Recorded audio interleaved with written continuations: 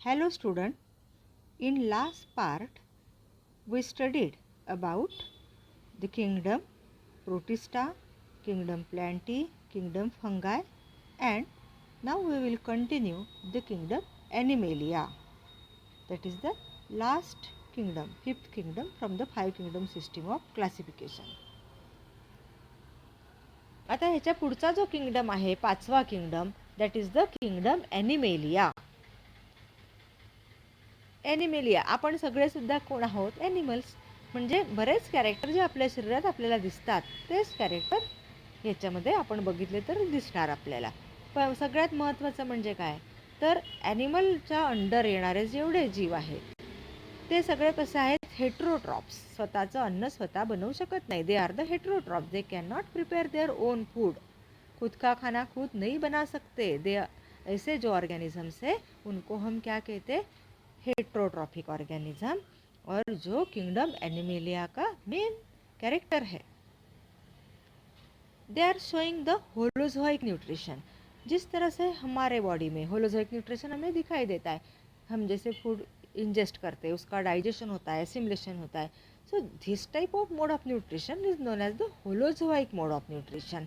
Most of they have the capacity of locomotion. जैसे हम चलते हैं एक जगह से दूसरी जगह जाते हैं तो mode of locomotion we are showing the locomotion.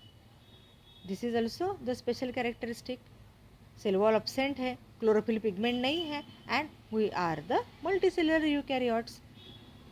Body is made up of many cells and having the true nucleus. True nucleus है तो मेम्ब्रेन बाउंड सेल ऑर्गेनेल्स भी है वहाँ पे. The important thing again is that growth is determinate. It means they follow the definite pattern of growth. तो यहाँ पे हमने ये 5 किंगडम कंप्लीट कर लिए हैं जो विटेकर ने बताए थे. ऐसे kingdom, that is the first one. Kingdom कौन सा था? Kingdom monera. Then the kingdom protista. Then kingdom plantae, fungi and animalia. Some organism, ऐसे कुछ ऑर्गेनिजम्स विटेकर ने जो उसके 5 किंगडम सिस्टम में क्लासिफाई करते टाइम कन्सिडर नाही किए. ऐसे बी कुछ विटेकरने त्यांना साईडला ठेवलं. कदाचित नेमकं कुठे ठेवावं हे वर्गीकरणात हे नक्की लक्षात न आल्यामुळे किंवा असे काहीतरी ते विशिष्टपूर्ण आहेत की त्यांना नेमकं स्थान कुठे द्यावं हे न कळल्यामुळे आपण आता ते सगळे असेल्युलर ऑर्गेनिजम्स म्हणून स्टडी करणार. हम उन सभी का स्टडी अभी करेंगे, असेल्युलर ऑर्गेनिजम्स.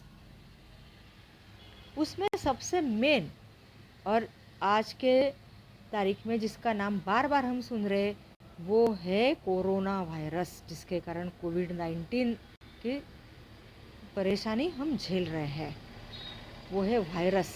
तो वायरसेस जिसको इस वायरसेस का जिक्र विटेकर ने अपने 5 किंगडम सिस्टम में कहाँ पे भी नहीं किया, लेकिन वो कितने इम्पोर्टेंट है हम जानते हैं और उसका असर देख रहे हैं.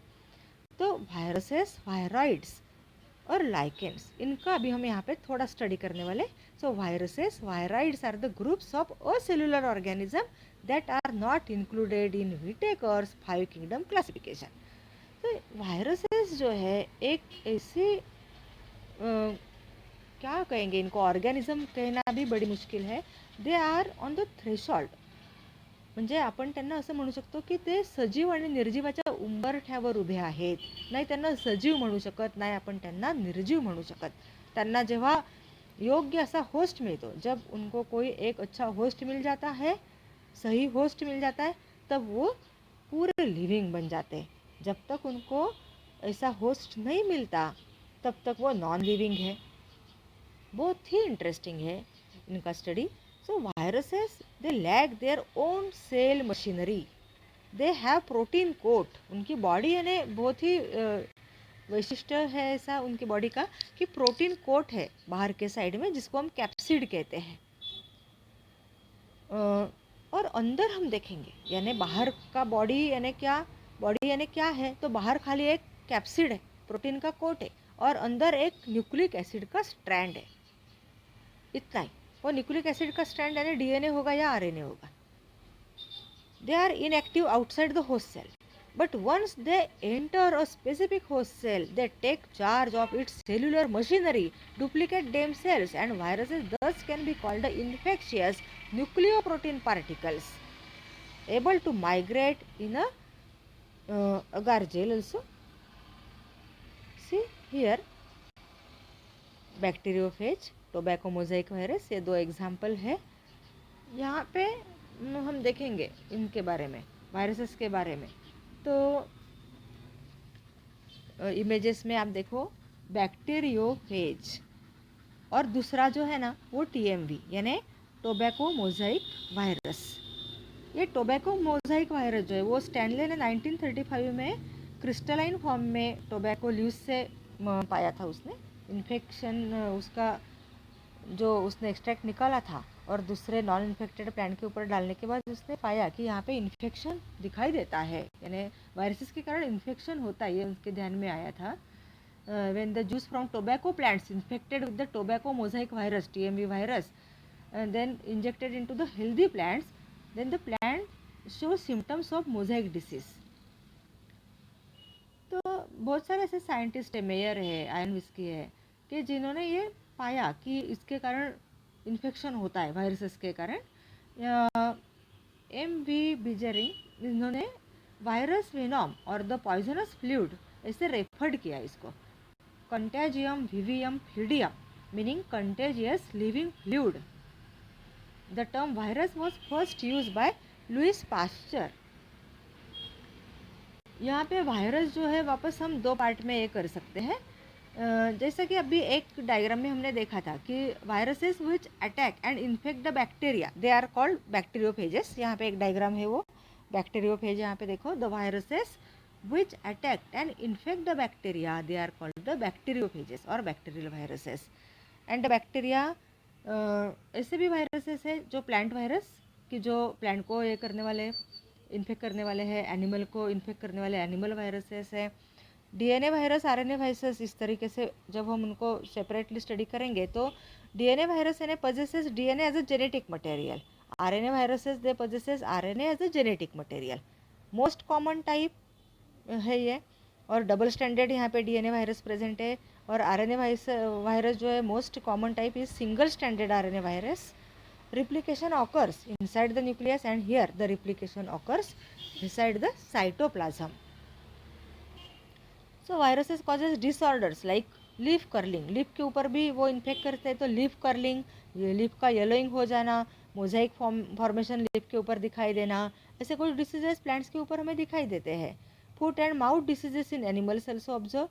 Swine flu, which are the viral disease, you know, smallpox है, एड्स है, मम्स है, हर्पिस है, कॉमन कोल्ड जो है वो भी वायरस की देन है।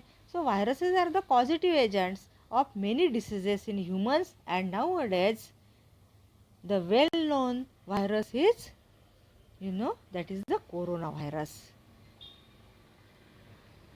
Now वायरॉइड्स, वायरॉइड जो है ये वायरॉइड्स ऐसी एक एंटिटी है कि जो डिस्कवर्ड किए गए थियोडर डेनियर ने किया 1971 में। Very very small circular and single stranded RNA which are not complex with any protein. जैसा हमने देखा कि वायरस में बाहर के साइड से प्रोटीन का कोट है, कैप्सिड है। So this viroids they are lacking the protein coat. The RNA is either covalently closed circular RNA or the single stranded linear RNA. They are mainly plant pathogens, and viroids do not show dormant phase. The first viroid discovered was potato spindle tuber viroid, that is PSTV, and which causes the disease in potato, PSTV.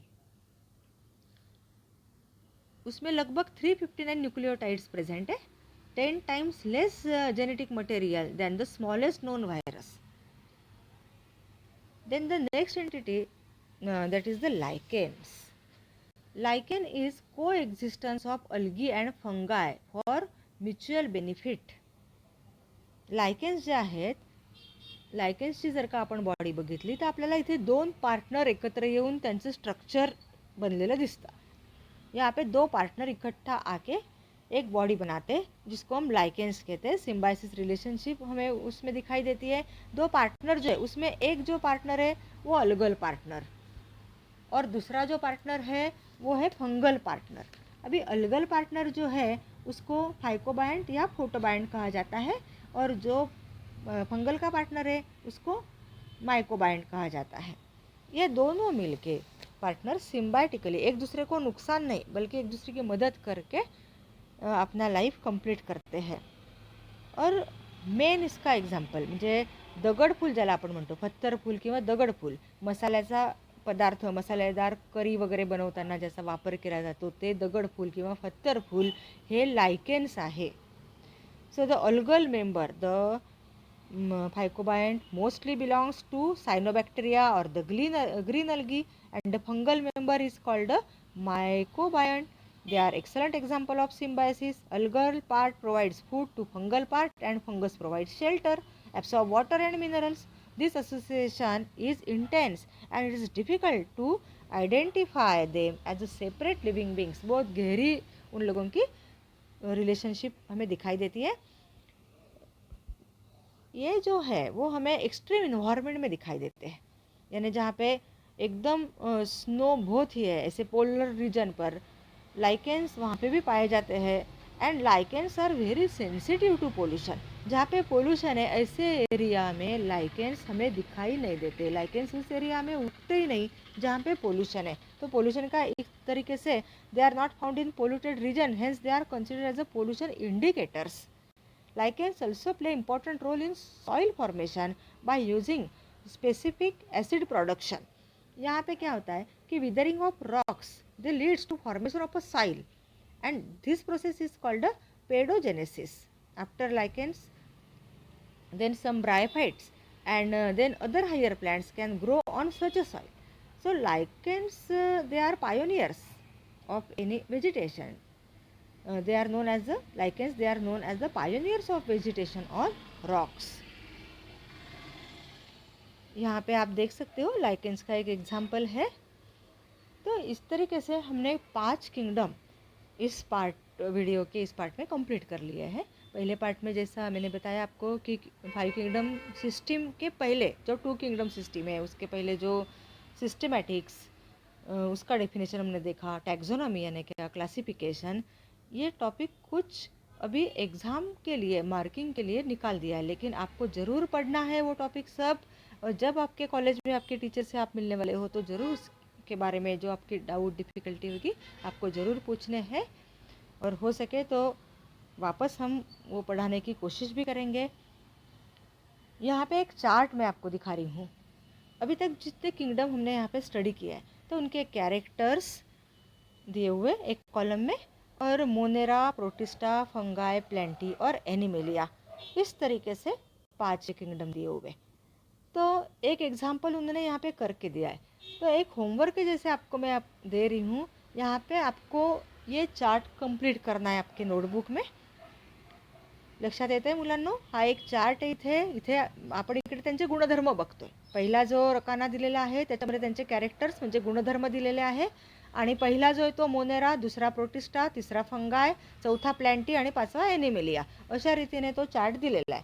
आणि ह्या चार्टमध्ये आता काय करायचं आहे तर पहिलं character cell type कसं आहे. सेल म्हणजे त्यांच्यामधलं न्यूक्लियस कसं होतं. प्रोकॅरियोटिक मोनेरामध्ये फक्त आहे आणि बाकी सगळ्यांमध्ये eukaryotic. So in kingdom monera it is prokaryotic. Then in protista, fungi, plantae and animalia it is eukaryotic type of cell type. Then cell wall.